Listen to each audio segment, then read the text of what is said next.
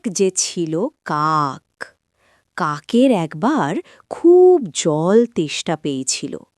সেই সকাল থেকে রোদ্দুরে ঘুরে ঘুরে ক্লান্ত হয়ে পড়েছিল সে।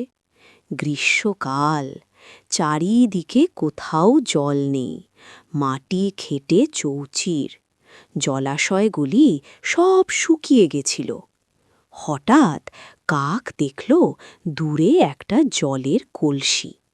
সেখানে কোনো মতে উড়ে গিয়ে জল খেতে কলসির ভেতর ঠোঁট ঢোকালো, কিন্তু জলের নাগাল পেল না।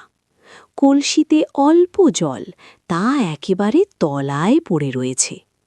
কি করা যায় ভাবতে লাগলো কাক। এদিকে কেষ্টায় বুকের ছাতি ফেটে যাচ্ছে। তার মাথায় একটা বুদ্ধি খেলে গেল। সে দেখতে পেল কলসির আশেপাশে অনেকগুলি নুড়ি পড়ে আছে। সে তখন একটা একটা করে নুড়ি এনে ফেলতে লাগলো সেই কলসির ভেতর। অনেকগুলো নুড়ি ফেলা হতেই কলসির জল উপরে উঠে এলো। সে তখন অনায়াসে সেই জল খেয়ে তেষ্টা দূর করল। তারপর কিছুক্ষণ বিশ্রাম করে খুশি মনে সেখান থেকে উড়ে গেল। উপদেশ: কৌশলে অনেক কিছুই হয়।